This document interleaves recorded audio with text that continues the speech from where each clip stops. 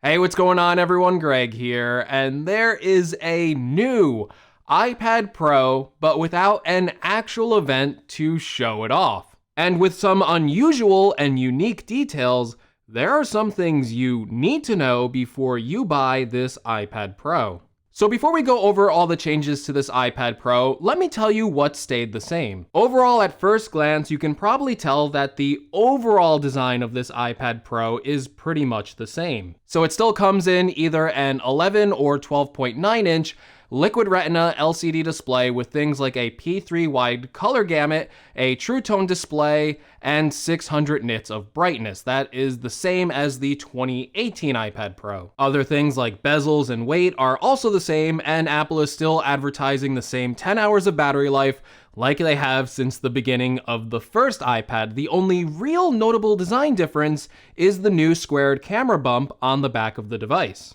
This camera bump now houses two cameras, a wide-angle camera at 12 megapixels and an ultra-wide-angle camera at 10 megapixels. Now, the big question that's up in the air is how good are these cameras? I know a lot of people, myself included, are probably going to compare it to the iPhone 11. That's because they both have a wide-angle lens and an ultra-wide-angle lens. But in all of these press releases, I'm not seeing any indication that this iPad Pro is going to get either night mode or the deep fusion mode. And in terms of video quality, it does look like we're getting the same settings as the iPhone 11. So it can do 4K at 60 frames per second. Now, the real big advancement here is what Apple is calling a LiDAR scanner. Apple says the LiDAR scanner will measure the distance to surrounding objects up to 5 meters away. This works both indoors and outdoors and operates at the photon level at nanosecond speeds. Basically, Apple is positioning this new LiDAR sensor as a way to enhance augmented reality. Apple even says that every existing AR kit app will automatically get instant AR placement, improved motion capture, and people occlusion.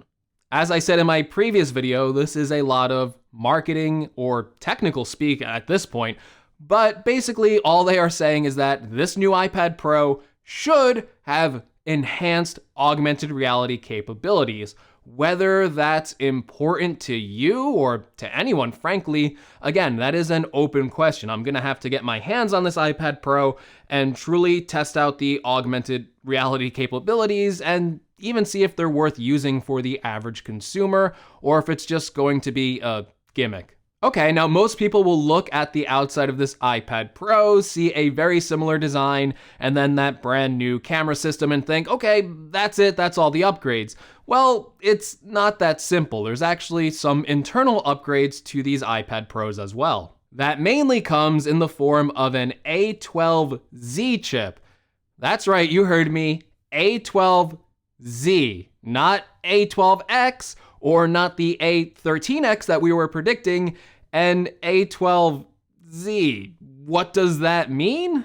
Well, I've been parsing through Apple's website, I've been parsing through their newsroom announcement, and from what I can tell, the A12Z is basically an A12X with one additional core for the GPU. So if we look back at the old A12X chip on the previous iPad Pro model, that had a 7-core GPU. The new A12Z has an 8-core GPU. But that's not the only change. Aside from the better GPU with the A12Z Bionic chip, Apple also enhanced the thermal architecture of the iPad Pro itself and tuned performance controllers, which they say will give the iPad Pro the highest performance ever in an iPad.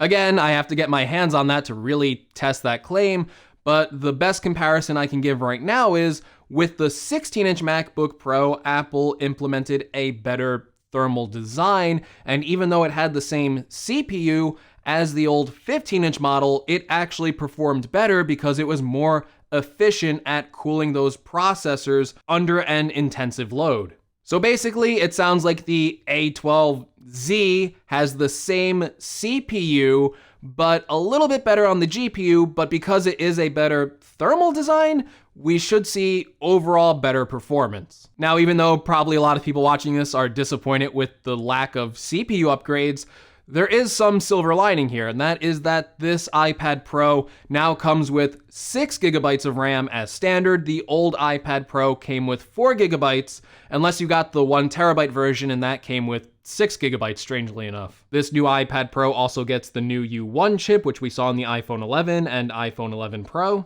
which at this point is basically only used to make airdropping easier, so you can point your iPad Pro at another iPad Pro or another iPhone, and then select that device to airdrop to.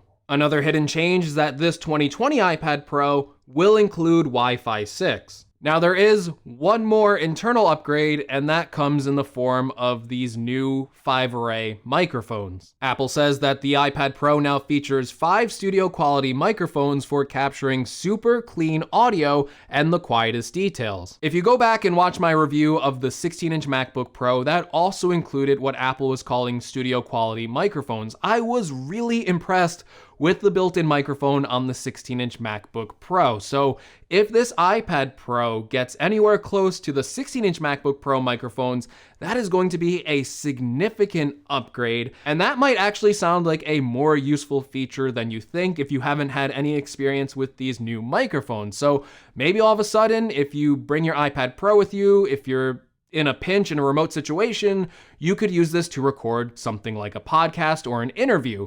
You could also use the new camera system on the iPad Pro, shoot 4K video, and if this microphone is good enough, that can be a really compelling solution for videographers. So all of a sudden, you just take this one single device, this iPad Pro, you can shoot the 4K video on it, you can get good enough audio on it. Audio is very important when you're doing video, and then you can edit directly on the device. That kind of versatility, if it's done right, will be a pretty compelling selling point. So I'm really excited. I really want to get my hands on that microphone. Okay, and those are the major upgrades you need to know about this new iPad Pro, but there's also a brand new accessory to go along with it. And this would be the new Magic Keyboard with built-in trackpad. Yes, you can now get a keyboard with a trackpad that works on an iPad. The Magic Keyboard looks to be the same as the one that's in the new MacBook Air and the 16-inch MacBook Pro, so it has 1 meter of travel. It is a backlit keyboard, and in the hinge of this keyboard, there's a USB-C port. So now you could have 2 USB-C ports on the iPad Pro, one on the device itself and one in the keyboard. So for example, now you could charge the iPad Pro and then plug something else like external storage into the other port. Now the trackpad for this iPad Pro is very interesting, and that's because it's not just putting a simple cursor on the screen. Apple's actually trying something new here that should be a little more friendly to the iPad's user interface. The cursor appears as a circle that highlights user interface elements, text fields, and apps on the home screen and dock. Apple says this will give you a clear indication of what users can click on. The trackpad also includes fluid gestures on the trackpad, which make it easy to switch between apps and access the app switcher, activate the dock, control center, or apps in slide overview. This new Magic Keyboard also has a floating design, so it can work well on a lap or a desk, and Apple says that you can adjust the viewing angle up to 130 degrees. Now there's a couple things to note here. The first thing is that you can't order this keyboard until May. So if you're watching this video right now, if you go and order this brand new iPad Pro, you're going to have to wait till May if you want to get this accessory. Another very important thing to note is that you don't need the new 2020 iPad Pro for this Magic Keyboard to work. It will still work on the 2018 iPad Pro. So if you want to save money, if you're not in the market for a new iPad Pro, if you don't think this is a significant enough upgrade, and you do want this new Magic Keyboard with the trackpad, it will still work on your 2018 iPad Pro. I should also say it's an expensive keyboard. It starts at $299 on the 11-inch and $350 on the 12.9-inch. Now, obviously, I can't tell you if this accessory is worth it. This is something that I will definitely need to get my hands on, but so far I am very intrigued by what Apple is showing with this cursor support and how they've changed it or adapted it to make sense with the iPad's user interface. Okay, so what about price? Well, the 11-inch iPad Pro and the 12.9-inch iPad Pro still start at the same price, but they actually got an upgrade in the storage. So the 11-inch iPad Pro starts at $799 for 128 gigabytes of storage. You can get a 256 gigabyte model for $899, a 512 gigabyte model for $1,099, and a 1 terabyte model for $1,299. The 12.9 inch starts at $999 for 128 gigabytes, $1,099 for 256 gigabytes, $1,299 for 512 gigabytes, and $1,499 for 1 terabyte. If you want the cellular version, add $150 more to each of the storage configurations. Okay, new iPad Pro. Should you buy it? This really depends. So if you have a 2018 iPad Pro, I don't think this upgrade is significant enough to warrant buying it. Again, I do have to get my hands on it. I do have to review it before I can make my final conclusion, but just judging on the tech specs, judging on what I'm reading about, it looks like the only major significant upgrade here is with the camera and that new LiDAR system. The A12Z chip only has 1 additional core to the GPU. Maybe the 2 additional gigabytes of RAM might make some performance increase. Again, I really have to test that part to conclude that, but with no big CPU jump and other small improvements, the only reason I would suggest to upgrade to this is if you like those new camera features, and especially if you plan on using the LiDAR sensor with the augmented reality, which at this point, without seeing a review, I'm not sure how you would know if you want that quite yet. Also, while I think a big upgrade factor might be the new Magic Keyboard, again, that does work with the 2018 iPad Pro model. So if you were just interested in that new keyboard, you can use that with your old iPad Pro, at least the 2018 version, no problem. Now, if you are coming from an older iPad Pro with the older design, obviously this is a great time to upgrade. They increased the base storage configuration, so the prices are a little bit friendlier, and there are some cool new features included with this iPad Pro. So if you're looking to upgrade from one of those older models, now is a great time. Now, if you got to the end of this video and you're starting to add up all the costs of a iPad Pro, a Magic Keyboard, a 2nd generation Apple Pencil, you're probably going, wow, this is getting pretty expensive. Is there any other recommendations you can make, Greg?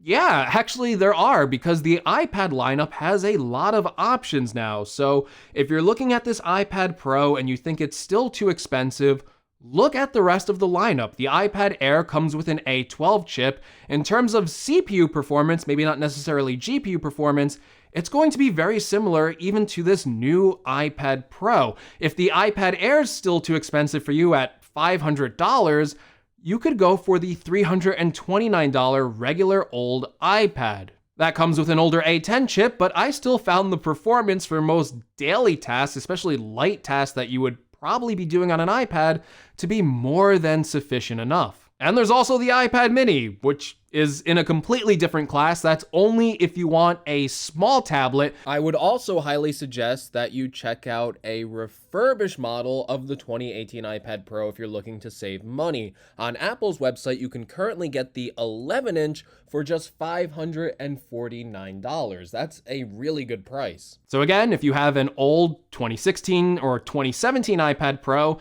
now is a great time to upgrade. If you have a 2018 iPad Pro, you might want to sit this one out. And if all of this sounds too expensive for you, definitely check out all of the other iPads in Apple's lineup. And if you want to see reviews on those, I have those on this channel as well, so definitely check them out. But anyway, hopefully this video helped you out. If it did, make sure you leave me a like. If you want to see more from my channel, including a future review of this iPad Pro, make sure you're subscribed. Also, be sure to let me know what you think of the new 2020 iPad Pro in the comments below. If you want to support the channel out in any way, make sure you check out some of the links in the description. And as always, thank you so much for watching, and I will see you all in the next video. Take care, everyone.